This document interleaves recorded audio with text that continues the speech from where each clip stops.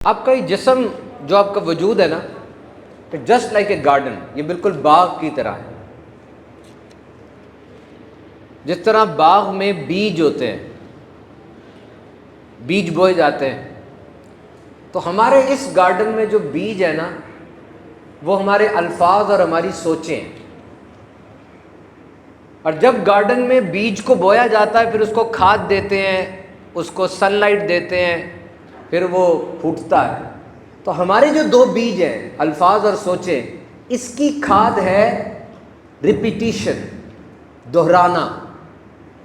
جتنا آپ دہرائیں گے نا، اتنی یہ چیز بڑھتی چلی جائے گی، تناور درخت بن جائے گا۔ So be careful with your words and with your thoughts۔ ایک آدمی دہراتا جا رہا ہے، میں کچھ نہیں کر سکتا، میں کچھ نہیں کر سکتا، سب کو یہ بتا رہا ہے، اپنے آپ کو ہی بتا رہا ہے، تو اب کیا ہوگا؟ یہ بیج پھوٹے گا، اس کے پورے وجود پر بے یقینی کی، ڈر کی، خوف کی وہ گندے کانٹے اور گندی جڑی بوٹیاں پھیل جائیں گی۔ اور ایک بندہ کہتا ہے کہ میں سب کچھ کر سکتا ہوں، آئی کین ڈو اٹ، اور وہ بار بار دہرا رہا ہے، کھاد دے رہا ہے اس کو، تو یہ ایک خود اعتمادی کا درخت اس کے وجود پر چھا جائے گا۔ 1994 میں ریسرچ ہوئی تھی، ڈاکٹر مسارو ایموٹو، یہ جاپانیز سائنٹسٹ ہے، اس کو پانی سے بڑا شغف تھا، ہائیڈرولوجی کی اس نے ریسرچ کی کہ پانی کے اندر کیا احساسات و جذبات ہو سکتے ہیں۔ پانی کوئی عام چیز تو نہیں ہے، دنیا کا 71% پانی ہے۔ اس نے اپنے ریسرچ اسکالرس کو بلایا، پانی کے 2 گلاس لیے، اور ایک گلاس کے اوپر اس نے ان کو کہا کہ اچھے جملے بولو کہ تم you are kind, you are good, تم اچھے ہو، تم صحیح ہو، اور ایک گلاس کے اوپر نیگیٹو باتیں بولو کہ تم گندے ہو، تم صحیح نہیں ہو، تم گندے ہو، تم صحیح نہیں ہو۔ دونوں کو فریز کیا، فریز کرنے کے بعد دونوں کو مائکروسکوپ کے نیچے دیکھا، حیران رہ گئے۔ وہ جس کو بری باتیں کہی گئی تھیں، وہ بڑا عجیب سا پیٹرن بنا، اس کا ڈسکسٹنگ تھا، خطرناک اور خوفناک قسم کی شکلیں بنی ہوئی تھی، اور وہ جس پہ اچھے الفاظ بولے گئے تھے، ان میں بڑے پیارے کرسٹلز بنے ہوئے تھے، پیٹرن بنے ہوئے تھے، خوبصورت سینریز نظر آئیں۔ ورڈز۔ اور اب صرف یہ سوچو کہ آپ کے جسم کا 60% پانی ہے۔ جب کوئی آپ کے سامنے ایسی بات بولتا ہوگا تو آپ کے جسم کے پانی میں کتنی تبدیلی آتی ہوگی۔ سوچو جب لاکھوں لوگ لبیک کی صدائیں لگاتے ہوں گے خانہ کعبہ کے گرد، ان لوگوں کے جسم میں کیا تبدیلی آتی ہوگی۔ جب آپ قرات سنتے ہیں امام کی، اور امام اونچی آواز سے قرات کرتے ہیں، آپ کے جسم کے ان مالیکیولز میں کیا تبدیلی آتی ہوگی۔ آپ مسلسل ذکر کرتے ہیں، آپ کے ان الفاظ سے آپ کے جسم کے اس پانی میں کیا تبدیلی آتی ہوگی۔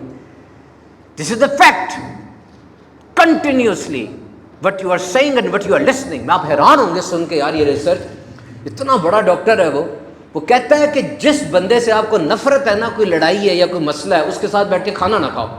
کہتا ہے کہاں؟ اگر دل میں مسئلہ ہے نا کوئی، اس کے ساتھ بیٹھ کے کھانا نہ کھاؤ۔ کہتا کیوں؟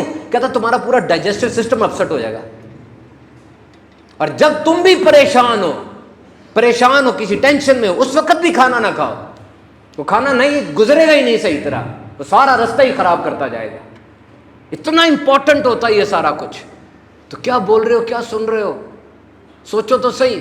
Your lips are just like magnet, جو چیز جاتی ہے وہ کھینچتی ہے اپنی طرف۔ تو میرے دوست ایک بات یاد رکھنا، اپنی لائف کو نا پرپس سے نٹ کرو، اور وہ پرپس جو مقصد زندگی کا بنے اس کو بولتے رہو، اس کو دہراتے رہو روز۔ پاگل کہیں لوگ تم اتنا دہراؤ۔ ایک بندہ تھا، وہ ڈائیور تھا، میں کہانی سنانے لگا ہوں۔ Try to be a good story tailor, اچھی کہانی سنانے والا بنو۔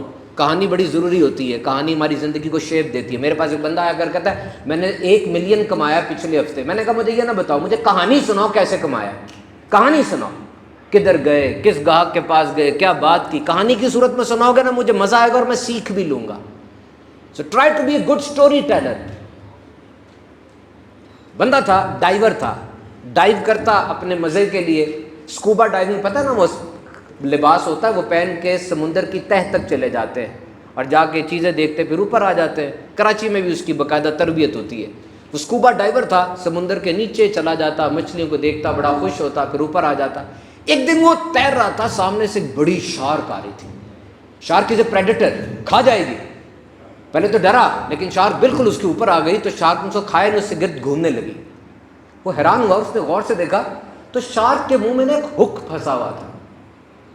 مچھیرے نے جال ڈالا اور اس کا کانٹا پھنس گیا، وہ تکلیف میں تھی، اس نے بہت بڑا رسک لیا، آگے بڑھ کے اس کا کانٹا نکال دیا، شارک نے اس کو پھر بھی کچھ نہیں کہا اور شارک چلی گئی، اور تھوڑی دیر بعد کئی دیگر شارک کو لے آئی، سب کے ہک پھنسے ہوئے تھے، اس نے ان سب کا کانٹا نکالا، وہ سب اس کے سرکل کرتے اور چلے جاتے۔ اب اس نے روز کا معمول بنا لیا کہ میں روز جاؤں گا اور جا کے ان مچھلیوں کو اس تکلیف سے نجات دوں گا۔ اس کے گھر والوں نے اس کو منع کیا کہ جانور ہے، ایک جانور ایسا جو کھا جاتا ہے انسان کو، وہ نہیں مانا۔ اس نے 20 سال میں 300 اس طرح کی مچھلیوں کو نجات دی۔ اس نے باقاعدہ BBC میں پوری ڈاکومنٹری دکھائی ہے، اور اب اس کیریبین پورے سمندر میں اس کو مچھلیاں کچھ نہیں کہتی، وہ جب جاتا ہے اس کے گرد اکٹھی ہو جاتی ہے، اس کو چھوڑتی نہیں، اس کے پاس رہتی ہیں، وہ کہتا ہے کہ ان کی فیلنگز ہیں، ان کے جذبات ہیں۔ پرپس نوٹ کیا آپ نے؟ پرپس، مقصد ہو۔